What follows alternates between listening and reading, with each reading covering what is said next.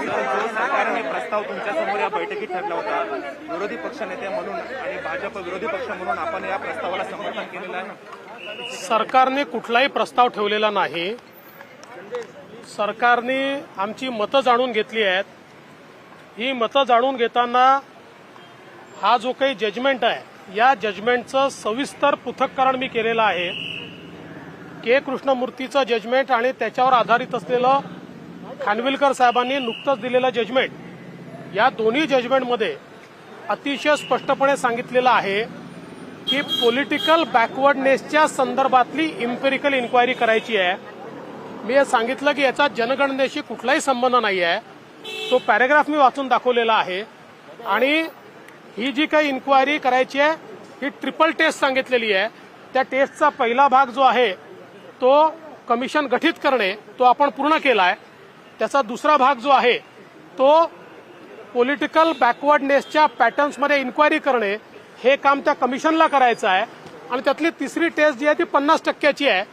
त्यामुळे जोपर्यंत commission empirical data तयार करत नाही तोपर्यंत हे आरक्षण परत येऊ शकत नाही. हे मी त्या जजमेंटच्या आधारावर सांगितलं आहे. दुसरं, 2019 सालचं कर्नाटकचं जे सुप्रीम कोर्टातलं चंद्रचूड साहेबांचं जजमेंट आहे ते मी वाचून दाखवलेलं आहे की ज्या जजमेंटमध्ये स्पष्टपणे म्हटलेलं आहे की अशा प्रकारची इम्पेरिकल इन्क्वायरी करून रिपोर्ट जर कमिशनने सादर केला तर त्याच्या डेटाच्या डिटेलमध्ये जाण्याचा कोर्टाला अधिकार नाही, असं अतिशय स्पष्टपणे चंद्रचूड साहेबांनी आपल्या जजमेंटमध्ये म्हटलेलं आहे, जे पुन्हा 2021 मध्ये पुन्हा त्यांनी इको केलेलं आहे. त्यामुळे मी हे सरकारच्या लक्षात आणून दिलं की आता आपण जर ज्या प्रकारे मराठा आरक्षणाच्या वेळी आम्ही 5 कमिट्या त्या ठिकाणी अपॉइंट करून त्या 5 कमिट्यांच्या माध्यमातून इम्पेरिकल डेटा तयार केला आणि आपण जर पॅरेग्राफ 288 ते 326 पाहिला तर हा डेटा कुठेही नाकारला नाही त्यांनी. तशाच प्रकारचा डेटा हा पुढच्या 3 महिन्यात 4 महिन्यात आपल्याला तयार केला जाऊ शकतो.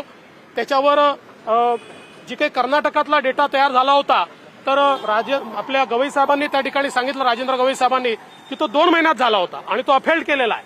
त्यामुळे अशा प्रकारचा डेटा जर आपण तयार केला तर आपण ओबीसीचं आरक्षण हे निवडणुकांच्या आधी परत करू शकतो. आणि त्यामुळे केंद्राचा डेटा आणि सुप्रीम कोर्टातली केस वगैरे या सगळ्या गोष्टी आवश्यकताही त्याची नाही आहे. आपल्याला हा पॉलिटिकल बॅकवर्डनेसचा डेटा तयार करायचा आहे. त्याच्या क्वांटिफिकेशनच्या संदर्भातही सॅम्पलच्या आधारावर क्वांटिफिकेशन करता येतं. त्याला पूर्ण जनगणनेची आवश्यकता नाही आहे. तेही मी निर्णय या ठिकाणी वाचून दाखवले आहेत. इम्पेरिकल डेटा म्हणजे काय हेही मी त्या ठिकाणी जे काही जजमेंट्स आहेत आणि त्याची जी डेफिनेशन आहे ती देखील वाचून दाखवलेली आहे. आता माझी राज्य सरकारला विनंती आहे, या सगळ्या गोष्टी अतिशय स्पष्ट झालेल्या आहेत. याच्या अनुसार आता राज्य सरकारने जर कारवाई केली तर निश्चितपणे ओबीसीचं पॉलिटिकल आरक्षण आपण परत आणू शकतो. आम्ही शेवटची विनंती अशी केलेली आहे की जोपर्यंत हे पॉलिटिकल आरक्षण ओबीसीचं परत मिळत नाही तोपर्यंत स्थानिक स्वराज्य संस्थांच्या निवडणुका घेऊ नका. कारण आपण बघतो सहकाराच्या क्षेत्रात पाहिजे ती निवडणूक आपण घेतोय, नाही पाहिजे तर पुढे ढकलतोय. मग स्थानिक स्वराज्य संस्थांच्या संदर्भातही जोपर्यंत ओबीसीचं पॉलिटिकल आरक्षण परत मिळत नाही तोपर्यंत ही निवडणूक घेण्यात येऊ नये, अन्यथा अपरिमित हानी ओबीसी समाजाची होईल. या सगळ्या याच्यावर माननीय मुख्यमंत्र्यांनी सांगितलंय की पुढच्या शुक्रवारी किंवा आठवड्याभरानंतर अंतिम निर्णय घेण्याकरता आपण बसू. तोपर्यंत या सगळ्या मुद्द्यांवर लॉ अँड ज्युडिशरी जे काही मुद्दे आम्ही मांडले आहेत त्या मुद्द्यांवर अभ्यास करेल. तर आम्हाला ते मान्य आहे, आम्ही पुन्हा बसायला तयार आहोत, वारंवार बसायला तयार आहोत. पण आमचं मत असं आहे की हे आरक्षण परत करणं सहज शक्य आहे. त्या दृष्टीने कारवाई झाली पाहिजे. आणि जवळजवळ विरोधी पक्षातले वेगवेगळे जेवढे पक्ष आले होते या सगळ्यांनी हीच बाब मांडली आहे. सरकारचं म्हणणं आहे की 16 जिल्ह्यांमध्ये परिणाम होतो याचा आणि 16 जिल्ह्यांमध्ये 50%च्या मर्यादेत आरक्षण ठेवायचं आणि ते ओबीसी नाही त्या 50% मध्ये ऍडजस्ट करायचं, असं साधारणतः सरकारचा त्यांचा दावा जो आहे की याच्यामध्ये सरकारला मी हे विचारलं की सरकारजवळ याचा काही पर्याय आहे का. त्याच्यावर सरकारने सांगितलं आमच्याजवळ काही पर्याय नाही.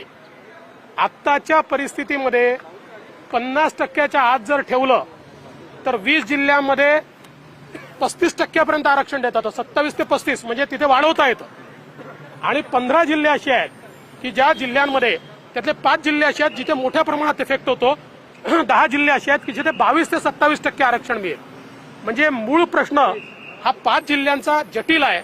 तो प्रश्न कसा सोडवायचा याचा विचार सरकारला करावा लागेल. पण त्या संदर्भात आपण 50%च्या अटीच्या संदर्भात सर्वोच्च न्यायालयामध्ये गेलो तर हे जे मूळ जजमेंट आहे हे जस्टिस बालकृष्णन चीफ जस्टिस यांचं घटनापीठाचं आहे. त्यामुळे अजून 9 जजेसचा बेंच आपल्याला कॉन्स्टिट्यूट करावा लागेल. म्हणजे पुढचे 5 ते 7 वर्ष ओबीसीला एकही जागा रिझर्वेशनमध्ये मिळणार नाही. त्यामुळे ह्या 2 लढाया पॅरलल लढल्या पाहिजेत. पहिल्यांदा जवळजवळ 20 जिल्ह्यातलं ऍडिशनल आरक्षण आपल्याला मिळून जे कम्पेन्सेट होत आहे ते घेतलं पाहिजे. 10 जिल्ह्यांमध्ये 22 ते 27% मिळतात ते घेतलं पाहिजे. आणि 5 जिल्ह्यांकरता आपण नीट विचार करून त्यांनाही देताना शक्य आहे त्याला वेगळा कायदा तयार करावा लागेल. तो कायदा तयार केला पाहिजे आणि त्याच्या व्यतिरिक्त सर्वोच्च न्यायालयात लढायचा तर लढायला पाहिजे. पण केवळ ही भीती दाखवून एकाही ओबीसीला आम्ही आरक्षण देणार नाही अशा प्रकारचं जर कोणी म्हणत असेल आम्हाला ते मान्य नाही. आम्ही ते मान्य करणार नाही. ओबीसींना आरक्षण द्यावंच लागेल. राजकीय आरक्षण त्यांच्या हक्काचं आहे. ते घटनापीठाने मान्य केलेलं आरक्षण आहे. आणि एक गोष्ट अजून मी स्पष्ट केली, घटनापीठाने आपलं आरक्षण रद्द केलेलं नाही, ते रीड डाऊन केलंय. ते स्ट्राईक डाऊन केलेलं नाही. रीड डाऊनचा अर्थ असा आहे ट्रिपल टेस्ट पूर्ण करा आरक्षण परत मिळेल.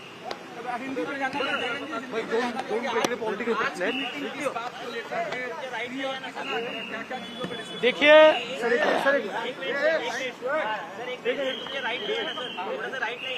आज की मीटिंग में क्या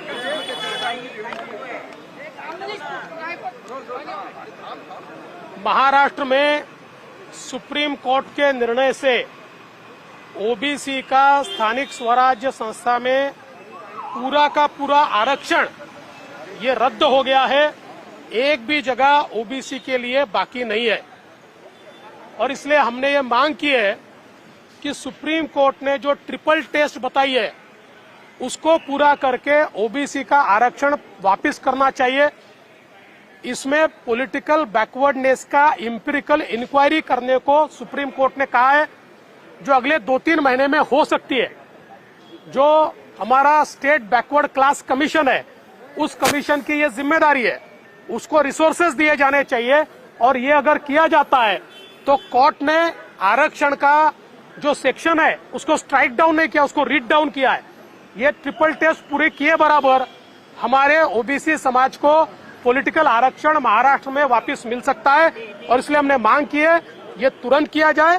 दूसरी मांग हमने की है कि जब तक ये नहीं होता तब तक स्थानीय निकाय के चुनाव ये रोक दिए जाए. राज्य सरकार कह रही है कि केंद्र एम्पिरिकल डाटा नहीं दे रहा है जिसके कारण ये दिक्कत हो रही है. मैंने आज सुप्रीम कोर्ट का निर्णय लाइन टू लाइन पढ़ के केंद्र का डेटा या सेंसस डेटा है हमको एम्पिरिकल इंक्वायरी बताई है और वो भी पॉलिटिकल बैकवर्डनेस के पैटर्न में. केंद्र के डेटा में पॉलिटिकल बैकवर्डनेस का पैटर्न नहीं मिलता. इसलिए ये इंक्वायरी करनी चाहिए. और साथ में मैंने जो कर्नाटक की केस है जिसमें केवल 2 महीने में मात्र 2 महीने में उन्होंने पूरा स्टडी करके कमीशन का रिपोर्ट सादर किया और उस रिपोर्ट को मंजूर भी किया गया. सुप्रीम कोर्ट ने कहा कि कोर्ट इस रिपोर्ट के डिटेल में नहीं जाएगा, हम इसको मानते हैं. तो ये महाराष्ट्र भी कर सकता है, ये हमने उनको समझाया. 5% का जो